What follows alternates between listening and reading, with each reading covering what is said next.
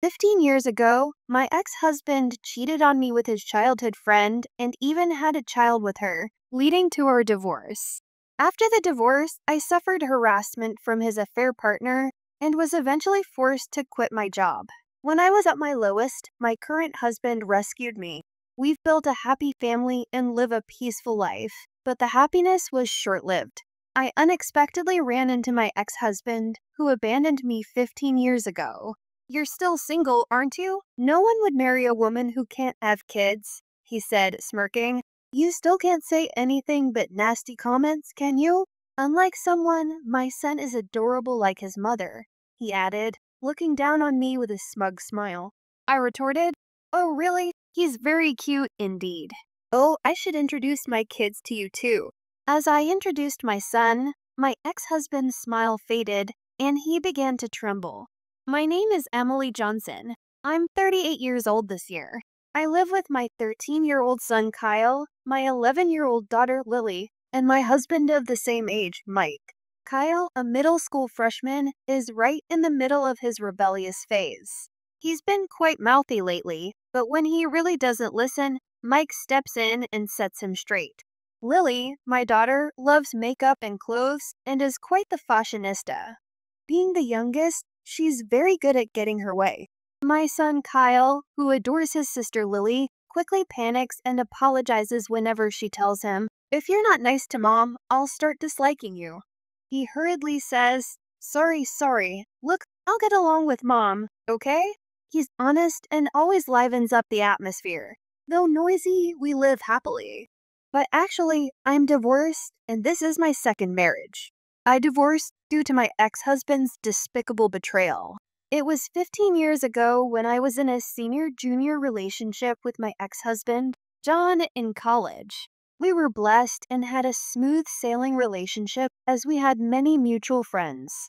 Soon after getting married, we both wanted children and would talk about how nice it would be to have them, even dreaming about dressing them up in matching outfits. However, reality wasn't so kind, and a year passed without us having a child. Each month, when my period came, it strained our relationship, which neither of us liked. We had many discussions and even underwent expensive fertility treatments, but when told there was nothing wrong, our marital relationship didn't improve. Initially, John was supportive and cooperative, but as time passed without a child, his attitude towards me began to change. He'd throw sarcastic comments like, when will I ever become a father?" As if it was all my fault we didn't have kids. He stopped helping with household chores altogether, leaving me to do all the cooking, washing dishes, laundry, and cleaning. When I asked, "Why have you suddenly stopped helping with the chores? You used to help," he said. "Since you're infertile, if you don't at least do the housework, you're not fulfilling your role as a woman. What's the point of our marriage then?" His words became increasingly thorny over time. My sister and her husband are already expecting their second child. Isn't that great? They're on their second, and we don't even have our first, right? John would glare at me with harsh eyes, mocking and despising me. "If you had a normal body, I would have been a father long ago. How can you say I'm not normal when we don't even know the cause yet?" I protested. But John retorted, "Infertility is always the woman's fault. Don't you even know that? If I had known you were infertile, I would never have married you. Show some remorse." His words pierced my heart. I also started receiving calls from my in-laws saying, "We want to see our grandchild soon." At first, I brushed it off, saying, "It's only been a year, these things take time." But maybe that was a mistake, because my mother-in-law's attitude became harsher. She'd say, "You're useless if you can't have children." My daughter had one right away. "You're the only defective one." I felt pressured every day. One day, my close friend Sarah invited me out for drinks. John had been saying he was busy with work and coming home late, so I thought a break would be good and accepted the invitation. Then Sarah revealed a shocking truth. "I wanted to see you for a long time, Emily. There's something I need to tell you. I've missed you too." "So what did you want to talk about?" "Emily, do you remember Jessica?" Jessica was John's childhood friend. They lived near each other as kids, and their parents were close. Jessica and I went to the same university, and now she works at my company. She's the president's daughter and got her job through connections. Jessica and I weren't particularly close in college, as we were in different clubs and departments, and we barely interacted at work.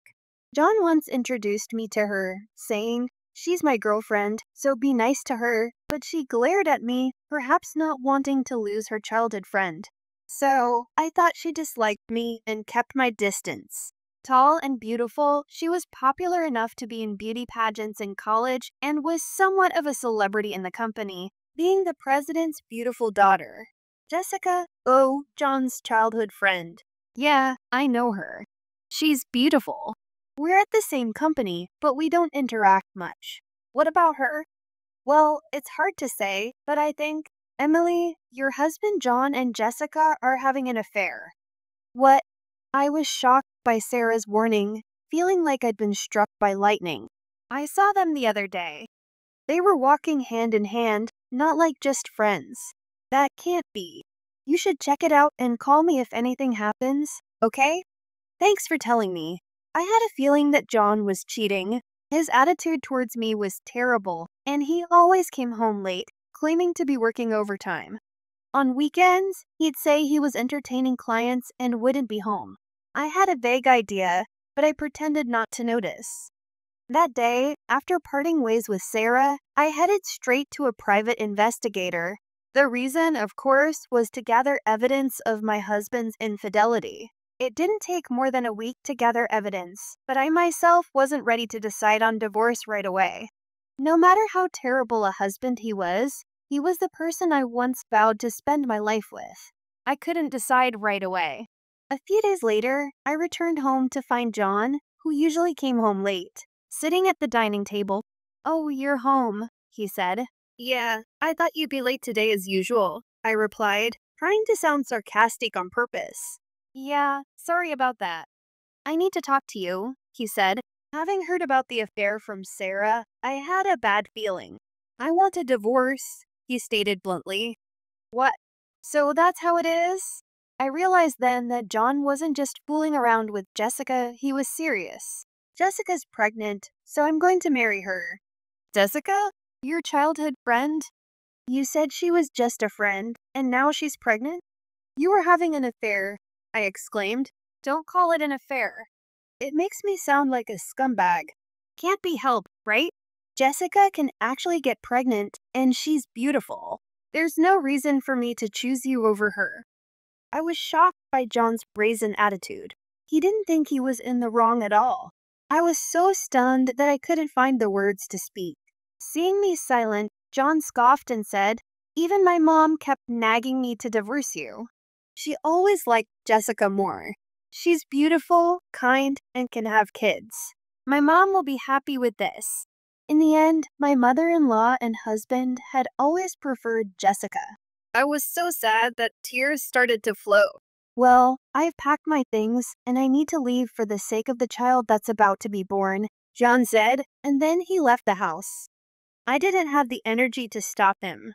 Later, I was unilaterally sent divorce papers. There was a note attached, written by a woman. "Please divorce my husband quickly." The contradictory words made question marks pop up over my head. I wanted to retort, "You're the one who stole my husband." Seeing those words, I finally came to my senses. Why am I the one being blamed? I couldn't just silently go through with the divorce. With that thought, I took the evidence I had gathered from the private investigator and filed for divorce mediation. A few days after filing, I received a call from an unknown number. Wondering who it could be, I answered the phone to hear a woman's voice screaming, "What do you think you're doing? Why are you suing us?" It was Jessica, the affair partner. "Well, it's obvious, isn't it? I know all about your infidelity. It's only natural for me to ask for alimony," I responded calmly. "Alimony? I have a baby in my belly. You're really going to demand money at a time when we'll need it most? Who's the real monster here? You sleep with a married man and have the nerve to say that to me? It's your fault for being infertile, you terrible woman," she shouted. Her high-pitched screaming hurt my ears. Anyway, I intend to settle this divorce, including alimony, in court. Let's discuss this further in the proper setting, I said, and with that, I hung up the phone. Later, thanks to the evidence I had, the mediation recognized John and Jessica's relationship as adultery.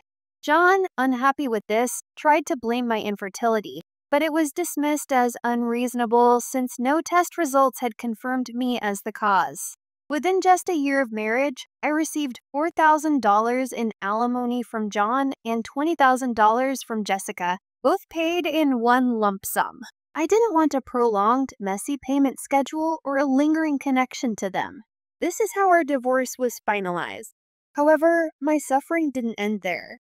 Since John, Jessica, and I all attended the same university, the affair scandal became a topic of gossip among many friends. According to a close friend, the rumor was that I had hidden my infertility and tricked John into marriage. Some people even sympathized with John and Jessica. How awful. Jessica and I worked at the same company, and she spread and founded rumors there too.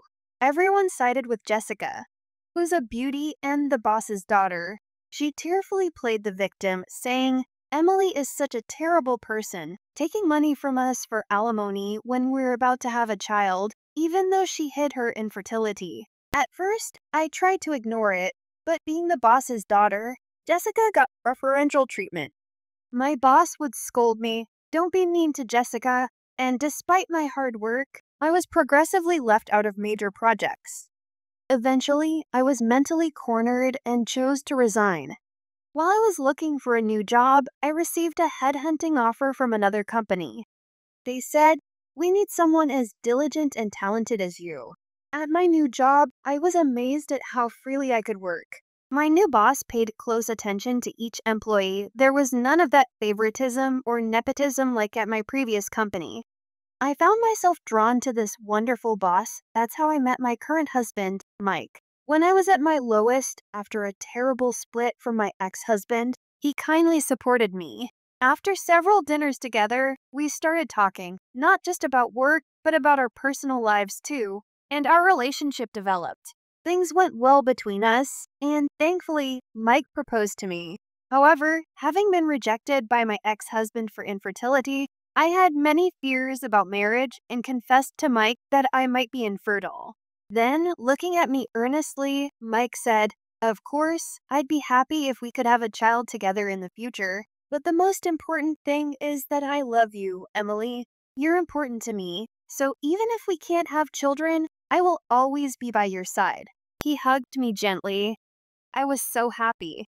I thought, I want to spend my life with this man, and decided to marry Mike. Soon after our marriage, we had our first child, Kyle, followed by our daughter, Lily. Perhaps not getting pregnant with my ex-husband was a matter of timing or compatibility. Raising children is hard, but we're living happily. Then, one day, I attended a friend's wedding. During the middle of the ceremony, when it was time for greetings and mingling, I stepped out to go to the bathroom and saw my ex-husband, John, whom I hadn't seen in 15 years. Ugh, why is he here? I panicked for a moment, my mind going blank. But then I remembered that today's bride and groom were friends from college. It made sense for John to be there. I tried to ignore him and walk past, but he called out loudly, "Hey!" So he noticed me. "What? You've put on weight, haven't you? It's been so long since I've seen you." John, seemingly drunk, talked loudly and spat while speaking. "You haven't changed a bit," I added in my mind, still as unpleasant as ever. Then John called his family over. There was Jessica and their son. Seeing my face, Jessica smirked and said, "Oh, it's been a while. Have you gained weight? Is it stress eating? Must be tough. I bet you're still an infertile woman with no one to take you, right?" I was dumbfounded by their rude behavior and couldn't find the words to respond. I noticed their son hanging his head, blushing with embarrassment. He had very handsome features. Ah, I forgot to introduce him. This is my son. As you can see, he's cute like Jessica, right? Jessica too proudly bragged about their son. He's handsome, smart, a real genius. Sorry to say, it seems like we're the only happy ones here. They praised their son and looked down at me with smug smiles. However, their son seemed unhappy with his parents' behavior, seemingly displeased with them belittling someone else. He must be a very kind boy, I thought, but I had no time to deal with them. As I turned to leave, John grabbed my arm tightly, stopping me. So you caused our divorce because of your infertility, and then you have the nerve to extort money from us? John was still holding a grudge about something that happened 15 years ago. If anyone should hold a grudge, it's me. Then Jessica also turned to me and said, "Yeah, you're a single infertile woman. Why would you need money? Families with children like us need it more, don't you think? Pay us back double the amount you took from us." At that moment, I was dumbstruck by such selfish remarks, completely speechless. But then their son spoke up. "Single means unmarried, right? But she's wearing a wedding ring on her left hand." Pointed out by their son, John and Jessica stared intently at the ring on my left ring finger. "What? You're married?" John and Jessica's loud exclamations drew stares from the surrounding people. I was mortified, pondering what to do, when I caught sight of a familiar face. "You shouldn't be so loud at a celebration like this. It's disturbing others. Maybe you should be more considerate." "Mom, who are these scary-looking people?" "Kyle, Lily," I said, relieved to see my children. Worried about my late return, Kyle and Lily had come to check on me. Lily, as usual, was outspoken, but it was rare for Kyle to speak so provocatively.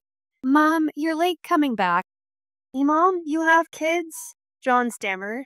"Yes, I do. Let me introduce them. This is my son, Kyle, and my daughter, Lily." John seemed speechless, shocked that his ex-wife, whom he thought was infertile, had 2 children. Jessica was staring intently at my son. After a while, she muttered in a strange voice, "That uniform." She seemed fixated on my son's attire. "Oh, he came straight from school with his dad." "It's not about that. That's the uniform of that famous private middle school." "Huh?" "Oh yes, Kyle's attending the prestigious private middle school." "Yes, Kyle excelled in his studies and was attending a well-known local private school." "It can't be." "A child of yours at that school?" "And my daughter too. She plans to take the exam for the same school next year." "That's right. And you know what? Kyle is amazing. He won a violin competition." "Violin? I thought I recognized this boy. Wasn't he on TV recently?" "Ah, you saw that?" "Yes, he's been getting a lot of media attention lately. Today he's coming back from violin practice." "Impossible. That can't be." John and Jessica were left gaping, frozen in shock. "You were supposed to be infertile. How could you have such?" I calmly addressed John's confusion. "I'm glad to see you two seem happy. As you can see, I'm filled with happiness too. Let's not involve each other anymore.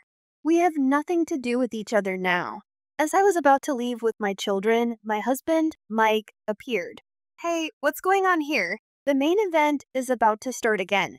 Seeing my husband, John's face turned pale. "President Smith." Jessica, too, upon seeing my husband, turned white and trembled. "Your husband is Smith, the young CEO of ABC Corporation who got the job last year, right?" "Actually, my husband, Mike, works as the CEO of the parent company of Jessica's father's company. He was job hunting when the parent company approached him for a position, and that's how he switched jobs. I met Mike there, a man who was already popular and skilled. Last year, he was recommended by the then CEO and took over the role." "Yeah, it's Smith, but, huh? What's with this atmosphere? What happened?" Sensing the uneasy air, my husband, Mike, looked puzzled. And that's when Kyle spoke up. "These people were saying mean things about our mom, calling her infertile and fat, so Lily and I came to help her." They heard it. Kyle and Lily had overheard my ex-husband and his wife making rude comments about me. That's why Kyle had spoken up like that. "You guys are those." The word infertile seemed to click something in Mike's mind, and his expression turned grim. I had heard rumors, but never imagined they were this insensitive.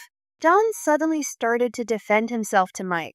"No, I mean, Mr. Smith, I would never say anything bad about your wife, right? Jessica, why are you growling so much?" She's just his wife, right? I was the one who got yelled at by my father and suffered a lot because you made me pay her money for our affair. I'll never forgive you. Now, Jessica, what are you saying? If he dislikes us, our subcontracting company is finished. Think about that. Realizing it was bad to be disliked by the CEO of their parent company, John started to flatter Mike. But Jessica, not satisfied, started arguing with him. What a ridiculous scene. Then John and Jessica's son, who had been silent, burst out. Stop it! Listening to you both is terrible. You're saying awful things about her, calling her fat and infertile, and now demanding money back. I'm ashamed. And what about this affair? Am I a child born out of an affair? Am I unwanted? His voice cracked with tears. John and Jessica started to fumble for words. Well, that's not oh. As I realized the guests were staring at us, Jessica, noticing their gazes, blushed and looked down. Although I still couldn't forgive John and Jessica, their son seemed to be a genuinely kind boy. He was innocent in all this. Thinking this, I was about to comfort their son when my husband Mike spoke first. Thank you. You stood up for my wife. You really are a kind boy, he said gently, patting the boy's head. I followed with a smile. Maybe I am a bit overweight, but that's not true. Well, actually, I'm pregnant. My belly is getting bigger, I said, stroking my belly. I was currently pregnant with our third child and on maternity leave. Seeing the boy with tears in his eyes, I added, Your mom took great care of you in her belly, just like this. You're not unwanted. Your parents love you and are proud of you. I looked at John and Jessica. The boy then asked them urgently. They both nodded vigorously and said, Yeah, you are our pride and joy. Absolutely. You mean everything to us. At this, the boy immediately broke into a wide smile. Seeing their son smile, I also felt a sense of relief. Let's just remember that today is a day for celebration. Let's all head back to our seats. Saying this, each family returned to their respective seats, and so the turbulent scene came to a close. As the wedding ended and we were heading to the station, Jessica and John came up holding hands with their son. Kyle and Lily had been intimidating the two who had insulted me, but Mike calmed them down with a wry smile. We're sorry. We're really sorry. It's too late for everything before and for today. We're truly sorry and thanks for earlier for our son, they said. It was the first apology I had heard from them in over 15 years. Perhaps even people as terrible as them had changed a little after having a child. I laughed. Really, it's too late now. Well then, with that, I turned and started walking away. Kyle offered to carry my bags, and Lily draped a jacket over my shoulders. Even as children, they were considerate of my pregnancy. All right, how about we make Dad's favorite hamburgers for dinner tonight? Kyle and Lily cheered. Yay, thank you. With a vow to protect the smiles of my beloved family, I was moving away from the pains of the past.